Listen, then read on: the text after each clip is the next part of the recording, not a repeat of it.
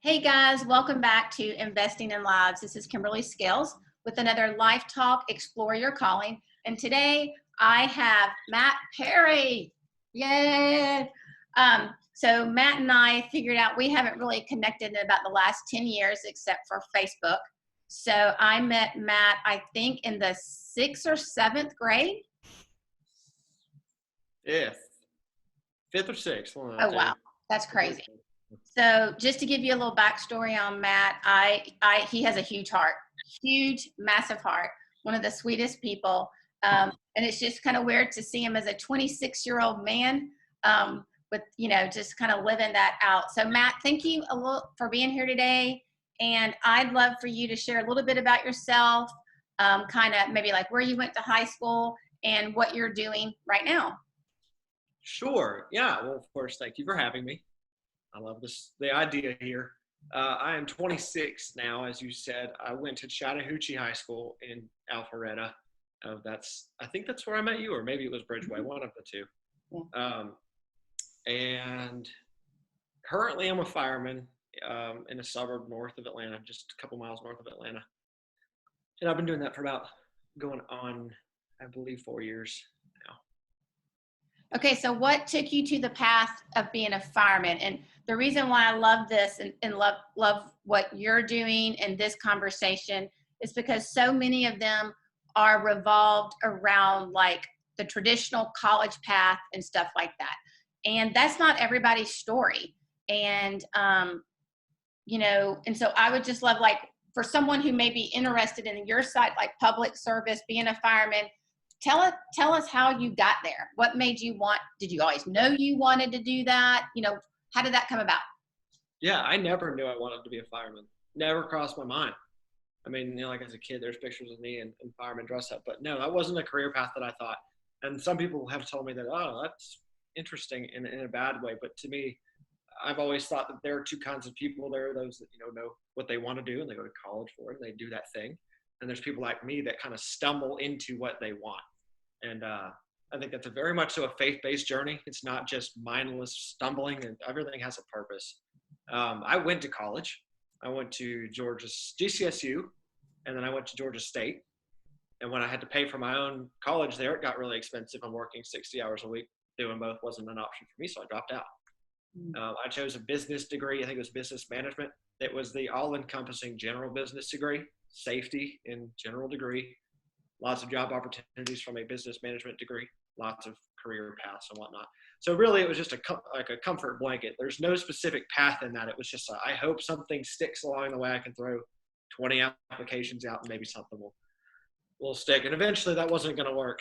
One of my biggest passions in life is aviation.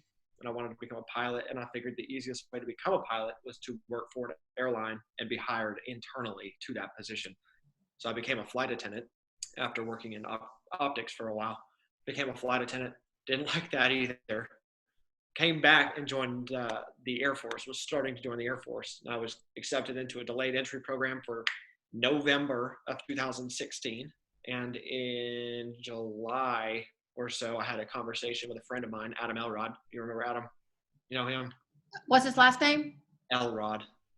Vaguely. And he had told me, because we talked, and he said, what makes you want to do that? And I said, I just want to do something service oriented. I feel like that's where I've landed at this point. And I said, I just don't want to travel, but I said, I guess I'll make it work. And he said, well, have you ever thought about the fire department? And ironically, we were sitting in a Kroger parking lot in the county that I now work for at the first due of the station that I ended up going straight to when I graduated. And that engine pulled up in the parking lot about the time he said that. Thing about fire departments, they don't hire too terribly often, depending on where you go. At the time, our department was hiring once every 3 years or so for a 3-day span each time. And I was on the day 3 of the 3rd day of their hiring when he said that, and he said, go put your application in. Just do it, even if you don't really want to do it. I put my application in, and I think God just kind of took the reins from there, because here I am. I ended up calling the recruiter for the Air Force and saying, hey, I apologize, I'm going to do this. And really, it was one of those things that you look back on and say, wow, thanks, Lord, for having my back and making decisions when I didn't really know what I wanted to do. But I'm definitely 100% sure that this is exactly where I was supposed to be. This is where I was meant to be in life, and I'm very thankful that I got here. It was a good road. It was a long road, very zigzaggy type of road, but not all places that you get to in life that you're supposed to be are a clear, straight path. So I think that is definitely a testament to the fact that you don't have to know exactly what you want to do to get there. I love that. And there's bits of your story. I think I remember the flight attendant thing. I'm pretty sure I remember that. I'm not sure I remember the school, that time when you're doing school. So how much school did you get? So you were paying for it, which I know a lot of students have to do. That's a big thing. How much school, so you did end up dropping out without a degree. How did you deal with, you're a positive guy. You were one of the most positive people I've ever met. Did you struggle with some of that? Yeah, okay. 100%. Yeah. My buddy and I moved to Texas a month after I dropped out because we didn't like life where we were anymore. Career, school, relationships, we weren't having it anymore. And on an emotional decision, decided, hey, let's just get out of here. We moved 1,000 miles away. And so, yes, it was an emotional time. I dropped out. I had a 3.78 when my first semester at GCSU. By the time I dropped out, I was at the 2.76. So I just kind of went down and down. Now, kids, if you're going to go to school and you're almost towards the end, finish. My one advice to you, I have 3.5 years of classes that are now gone. And I only needed one more semester to finish. But I got too emotional about it and quit. Look, I knew way ahead of that time that I shouldn't be there. And I spent about 2 whole semesters just coming to class and not doing my homework and not enjoying life and getting horrible grades. I should have just backed out before. That'd be 2 semesters left or less student loans that I have to pay back now. So if you do decide to go to school and you're, 3.5 years into a 4-year degree, just suck it up and finish so you don't pay 3.5 years of student loans with no degree to show for it. That's my advice to you there. That's where I was at. But yes, it was somewhat emotional for sure. It wasn't like everything came easy and decisions came easy. Well, I have to say that, with me and kind of what I'm doing now in this space and just different parents and friends of mine and talking to different parents, this is actually a very, very common situation right now where students, I don't even want to call them students. I hate even using the word students because it assumes somebody's in school. And I feel like half the time I make people feel bad if they're not in school. I'm like, not everybody is necessarily that traditional student. Anyway, there are so many individuals who are in that situation where they just don't know. They start school, they stop, they feel lost. You've admitted that the struggle with that, kind of letting some emotions take over.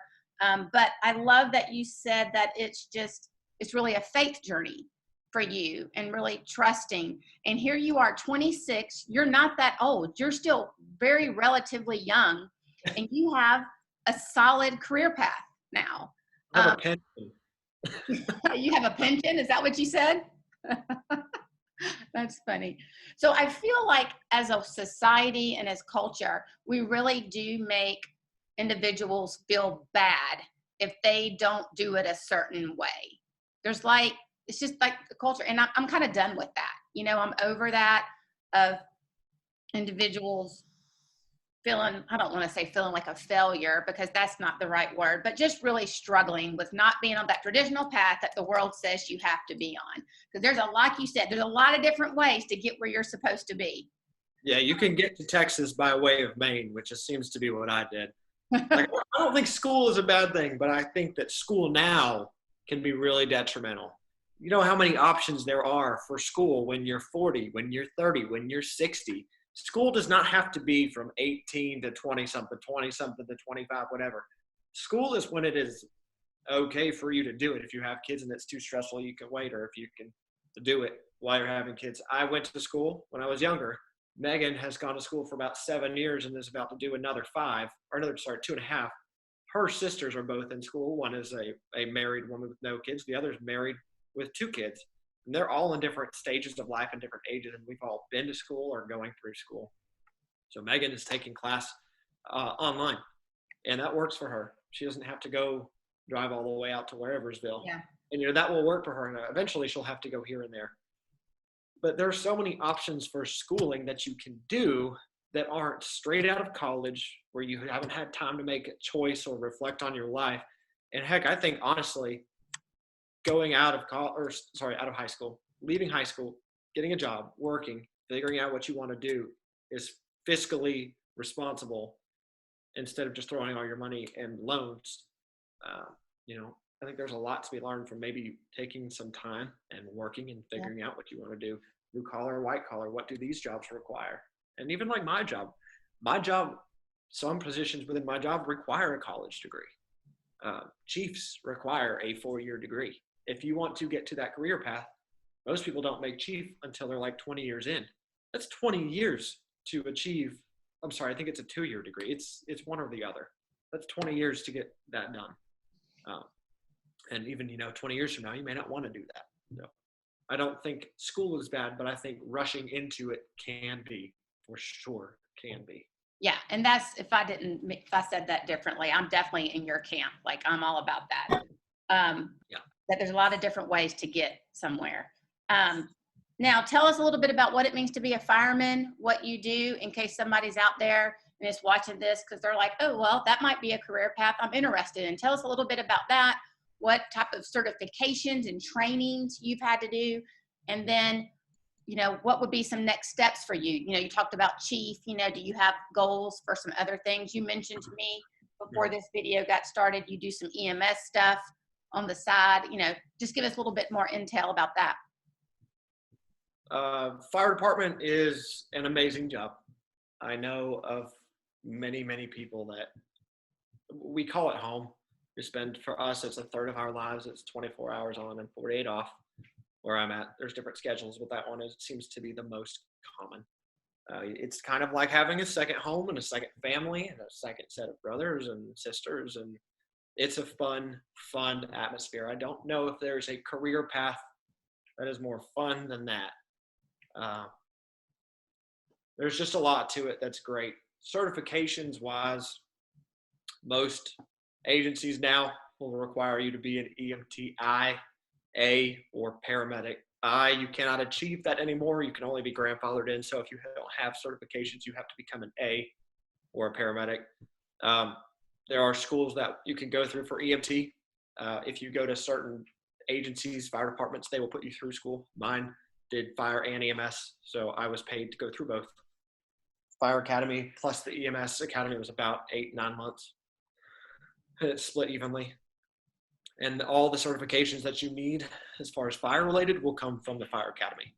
And that's done through Gypstick in South Georgia and your department up here and anything like that. So fire departments hire on two, like if you go look at what they're hiring, there's 2 different hires. There's like firefighter entry level. That's Joe Schmo off of high school, no certifications, needs to go through the academy and they'll put you through that. And then there's like the firefighter 1-2 application or 1-2 position. And that's people that already have their certifications. Usually that's somebody who's coming from a different department or who has had their certifications and left and is coming back. So getting your certifications is not horribly difficult if you can find a department to kind of latch onto and stay with. That seems to help a lot. And for those agencies that people want to go to that don't put you through an EMS academy, there are schools that you can do that, and they're not very expensive. They are a fraction of the cost of going to college for 4 years or even 2. They're like 2 classes worth, I think, cost-wise. I'm not 100% sure on that. But the job is wonderful. I don't know if there's a better job in the world. Where I'm at now, I think I'm about 3.5 years in, or something like that. And I just promoted a year ago. In a week and a half, it'll be a year. I promoted to driver, so I'm a driver now.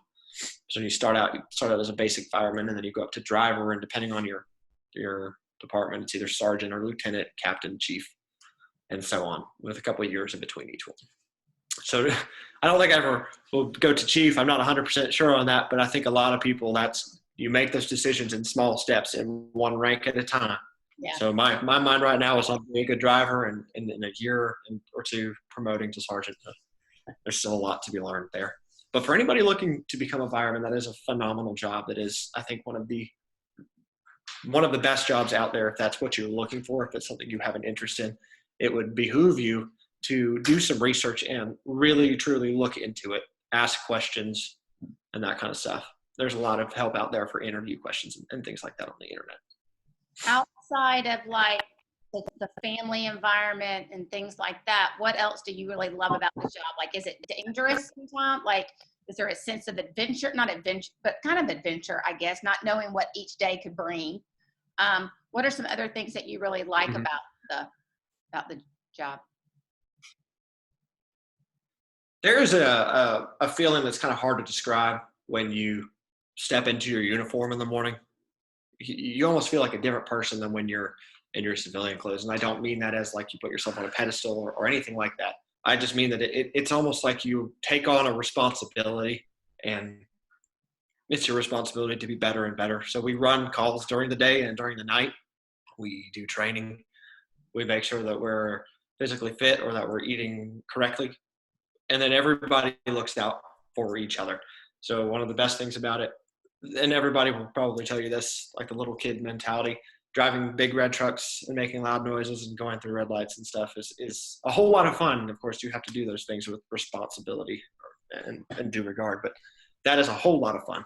Responding to calls is great. You get to know people, you get to know your community, you get to know the area that you're responsible for. And that's a really cool feeling too, because people, if you go to the grocery store tonight in your civilian clothes and people may not mind you at all. And then all of a sudden when you're in uniform, everybody wants to talk to you and you get to know people really well. And for some reason, the uniform allows you to connect with people in a way that it's a little more difficult in this day and age to do just Joe Schmo. So it's really cool to be able to see people differently and talk to people differently and get to know people. Some of the, I guess, more challenging aspects would be waking up in the middle of the night a couple times for things you don't want to do. But we do it anyway because it's our job. Yes, it can be dangerous. It's not dangerous all the time. It's not like these TV shows.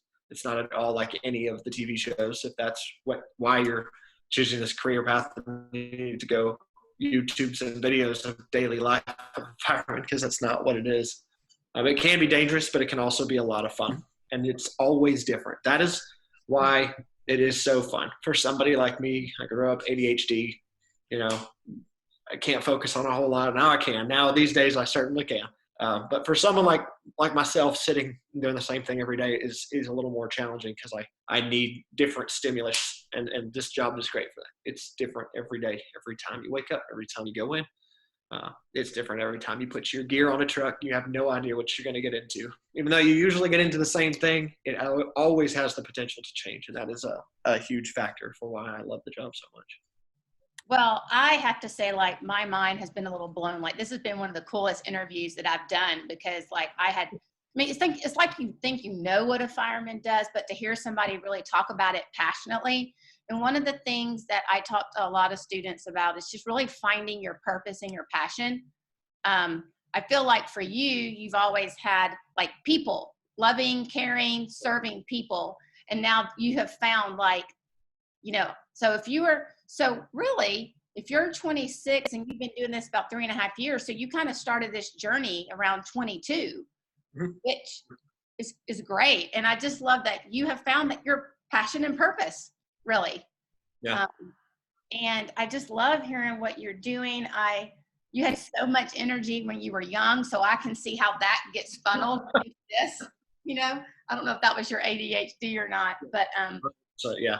I can just see you connecting with people in the community and getting to know them and investing in them. Like, this just fits you. Like, from what I've known of you when you were in high school, this just sounds like Matt, and I love that you found that.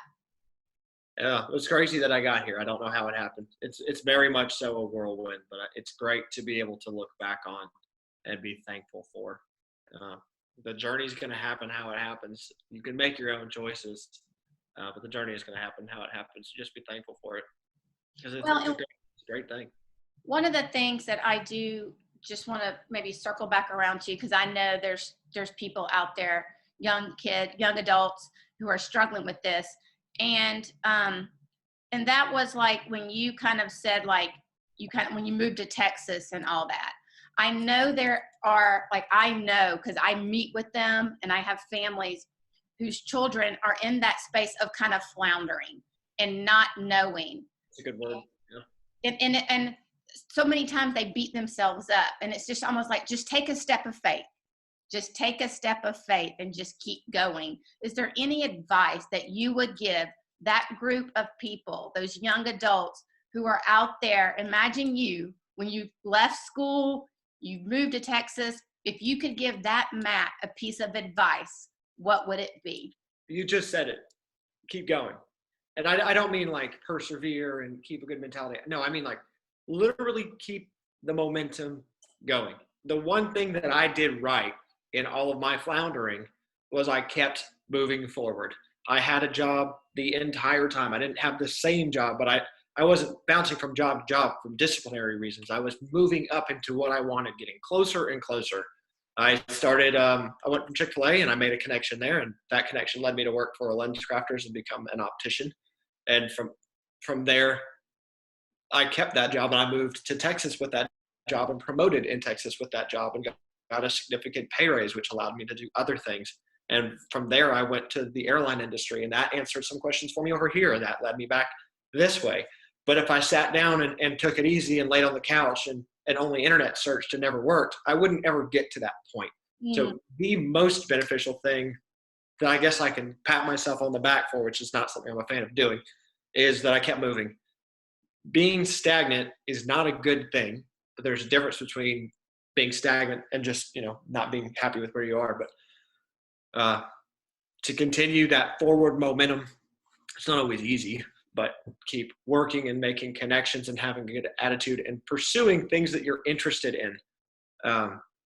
People always talk about getting stuck in a dead-end job. You don't have to get stuck in a dead-end job. That is a misconception, that people get stuck and it's not their choice. It is your choice what you do. And early on, you have a whole lot more freedom to change that.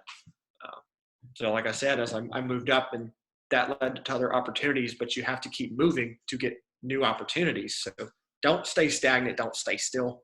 Don't wallow. Self-pity I don't think it's a horrible thing for an extremely short amount of time. But make sure that you can channel that energy into something productive for yourself.